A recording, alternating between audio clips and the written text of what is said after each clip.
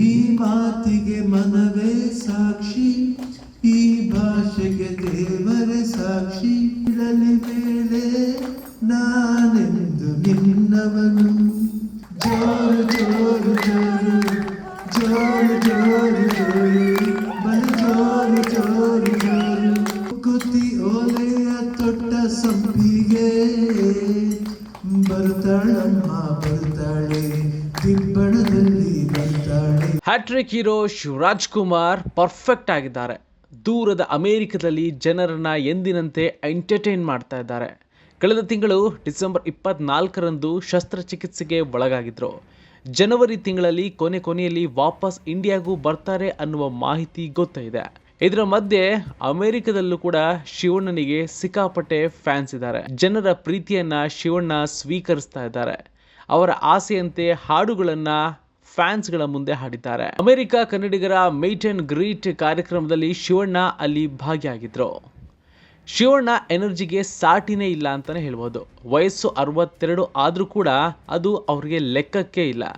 ಶಿವಣ್ಣನಿಗೆ ಅವರ ದೇಹ ಒಳ್ಳೆ ಸಾಥ್ ಕೊಡ್ತಾ ಇದೆ. ಹೆಚ್ಚು ಕಡಿಮೆ 5 ಗಂಟೆಗೂ ಅಧಿಕ ಅವಧಿಯ ಶಸ್ತ್ರಚಿಕಿತ್ಸೆ ಮಾಡಿಸಿಕೊಂಡಿದ್ದಾರೆ. ಒಂದಲ್ಲ ಎರಡಲ್ಲ 6 ಸರ್ಜರಿ ಆಗಿದೆ. 190 ಸ್ಟಿಚಸ್ ಕೂಡ ಶಿವಣ್ಣ ಅವರಿಗೆ ಬಿದ್ದಿದೆ. ಆದರೂ ಶಿವಣ್ಣನ ಎನರ್ಜಿ ಕಡಿಮೆ ಆಗಿಲ್ಲ. ಅದು ಮೊದಲು ಹೇಗಿತ್ತೋ ಹಾಗೇನೇ ಇದೆ. ಅಭಿಮಾನಿಗಳು ತೋರುವ ಪ್ರೀತಿಗೆ ಶಿವಣ್ಣ ಕಳೆದು ಹೋಗಿದ್ದಾರೆ. ಬ್ಯಾಕ್ ಟು ಬ್ಯಾಕ್ ಹಾಡುಗಳನ್ನು ಹಾಡಿದ್ದಾರೆ. ಅದೇ ಎನರ್ಜಿ, ಅದೇ ಜೋಶ್ನಲ್ಲಿ ಶಿವಣ್ಣ ಕಂಗೊಳಿಸ್ತಾ ಇದ್ದಾರೆ. ಶಿವಣ್ಣನ ಚಿತ್ರ ಜೀವನದಲ್ಲಿ ಮುತ್ತಣ್ಣ ತುಂಬಾನೇ ವಿಶೇಷ ಪಾತ್ರ.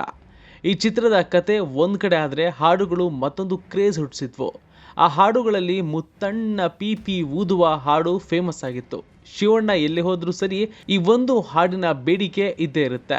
ಹಾಗೆ ಶಿವಣ್ಣ ತಮ್ಮ ಮೀಟ್ ಅಂಡ್ ಗ್ರೀಟ್ ಕಾರ್ಯಕ್ರಮದಲ್ಲಿ ಈ ಒಂದು ಹಾಡನ್ನ ಹಾಡಿದ್ದಾರೆ. ಈ ಹಾಡಿನ ಮುಂಚೆ ಅಣ್ಣವರ ಆಕಾಶವೇ ಬೀಳಲಿ ಮೇಲೆ ಅಂತ ಹಾಡಿ ರಂಜಿಸಿದ್ರು.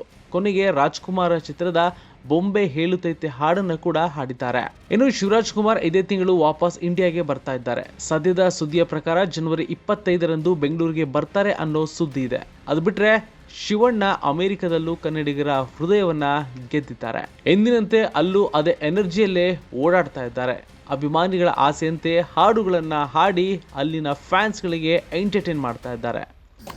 ಮುತ್ತಣ್ಣ ಪೀಪಿ ಊದುವ, ಮುತ್ತಣ್ಣ ಡೋಲು ಬಡಿಯುವ, ಮುತ್ತಣ್ಣ ಹಾಡು ಹಾಡುವ, ಊರೆಲ್ಲ ಸೇರಿ ನೋಡುವ, ಮುತ್ತೈದರೆಲ್ಲ ಅರಸುವ, ನನ್ನ ತಂಗಿಯ ಮದುವೆ.